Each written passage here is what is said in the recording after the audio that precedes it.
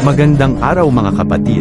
Sa video na ito ay isa na namang talinghaga ng spiritual na sitwasyon sa buhay ng tao ang tatalakayin natin, upang maihahayag ang mga kasagutan tungkol sa katanungan na kung ilang araw ba talaga mananatili ang kaluluwa ng isang tao dito sa mundo, matapos siyang mamatay, o saang estado ito dadalhin. Samahan niyo po akong suriin ang iba't ibang pananaw ng sari-saring pananampalataya, at sa loob ng Biblia na naayon sa pamamahayag ni Kristo at sa kanyang simbahan.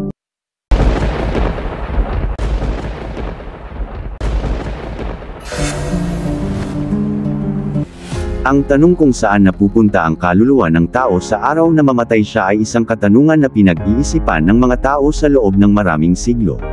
Walang iisang sagot na tanggap ng lahat, dahil ang mga paniniwala tungkol sa kamatayan at ilang araw mananatili sa mundo ang kanyang kaluluwa bago ito husgahan, nag-iiba-iba depende sa kultura, relihiyon, at personal na pananaw.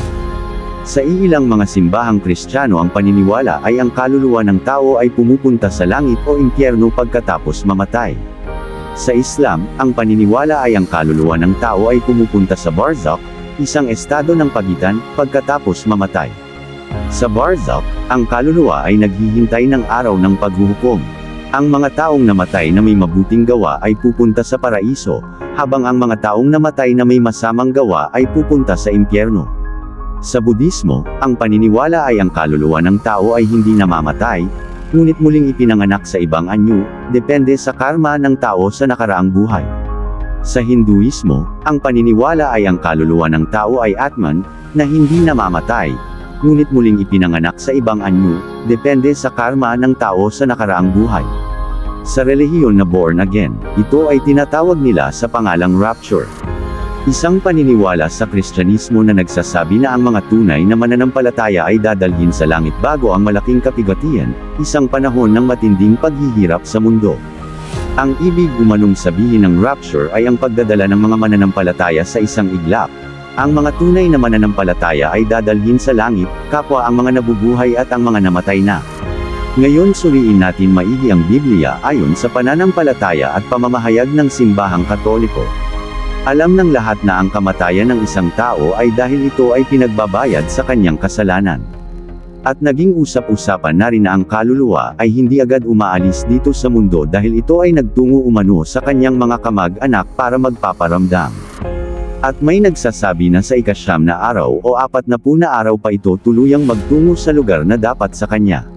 Ngunit ang Biblia ay nagpapatunay na sa araw mismo ng kamatayan pisikal ay agad-agad magtungo ang bawat kaluluwa sa harapan ng Panginoong Hesus.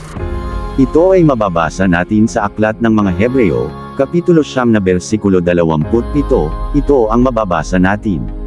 At kung paanong itinakda sa mga tao ang mamatay na minsan, at pagkatapos nito ay ang paghuhukom. Dahil sa araw na iyon ay maniningil ang Diyos sa kanyang kamalian, ito ay mababasa natin Biblia na magandang balita, sa Aklat ng Ecclesiastes Kapitulo 11 versikulo 8 hanggang 9. Kaya kung matatandaan nyo ang isang parte ng pangyayari sa lugar ng Kalbaryo, nang humingi ng pabor ang isang magnanakaw sa tabi ni Jesus, na kung pwede isasama siya sa kanyang kaharian. Ito ay mababasa natin sa Ebanghelyo ayon kay Apostol Lucas Kapitulo 23, versikulo 43, ganito ang kasagutan ni Jesus. Hodie micum iris in paradisum, na nagkakahulugan. Sa araw mismo na ito sasama ka sa aking paraiso. May iba't iba ang pananaw ang bawat denominasyon, tungkol sa destinasyon sa kaluluwa ng tao. Pero ang mahalaga ay kung paano natin tinanggap si Jesus at ang kanyang simbahan na tatag na nagiging instrumento ng kaligtasan. Maraming salamat po sa inyong panunood hanggang sa susunod.